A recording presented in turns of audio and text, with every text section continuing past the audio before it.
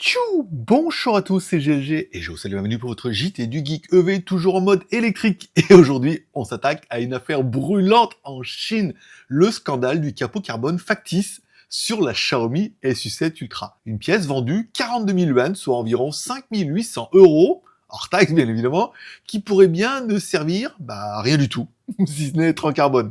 Allez, pensez à vous abonner pour ne louper aucune de mes vidéos et cliquez sur la cloche pour avoir plus de news sur comme celle-là, par exemple, qui fait déjà trembler Xiaomi Motor. Xiaomi SU7 Ultra, un capot carbone pour le style, pas pour la perf. Tout a commencé début 2025, quand plusieurs blogueurs auto en Chine ont testé les fameuses ouvertures aérodynamiques du capot carbone optionnel de la Xiaomi SU7 Ultra. Résultat, en fait, rien, même face à une soufflerie. Aucune circulation d'air détectée, zéro effet de refroidissement, et surtout selon les tests thermiques. Le démontage du capot révèle une structure interne identique à celle du capot aluminium standard. Bref, un simple capot en carbone qui attire plus l'esthétique que les gains techniques. Réaction de Xiaomi. Excuses et explications floues. C'est pris la main dans le sac. Allez, face à la colère des clients, Xiaomi a publié un communiqué le 7 mai admettant que le capot carbone visait à reproduire le design du prototype et n'apporte qu'un guidage d'air partiel avec un effet de refroidissement auxiliaire. C'est ce qu'on appelle noyer le poisson. Ils ajoutent que cette option n'était pas prévue à l'origine et que le capot aluminium standard suffit pour la conduite sportive. Bon, un mea culpa un peu léger au vu du prix facturé. Une compensation de 275 € en points ou un capot de remplacement. Pour apaiser les tensions, Xiaomi propose soit 2000 yuan, environ 75 € en points fidélité, évidemment, ou le remplacement du capot carbone par un modèle en aluminium.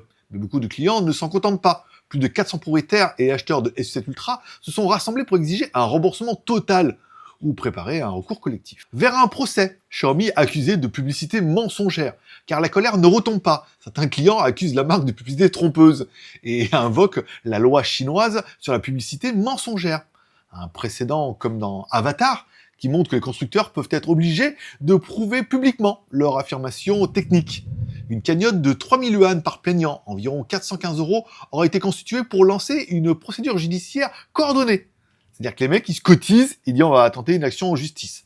Je crois que Xiaomi sont dans la sauce. Impact sur l'image de Xiaomi Motor, car l'affaire arrive au pire moment. Xiaomi débute à peine le marché automobile avec la SU7 et prépare la sortie de son YU7. Un capot à 5800 € qui ne fait rien. C'est les habits neufs de l'empereur, version Tech Auto. Cette phrase d'un chroniqueur auto chinois résume bien l'impact du scandale. La crédibilité de Xiaomi dans le haut de gamme est clairement mise à mal. En conclusion, le Xiaomi SU7 Ultra a fait rêver au lancement avec son design et ses performances. Mais aujourd'hui, c'est un cauchemar marketing. Un capot carbone ultra cher. En même temps, les capots en carbone ont toujours été un peu chers. Mais celui-là, il est encore plus cher parce qu'en théorie, il apporte quelque chose. Et pourtant, il se révèle totalement inutile. Malgré les excuses et les compensations proposées, les clients ne lâchent rien et la justice pourrait bien devoir trancher. Et ça sera certainement en faveur des clients, bien évidemment.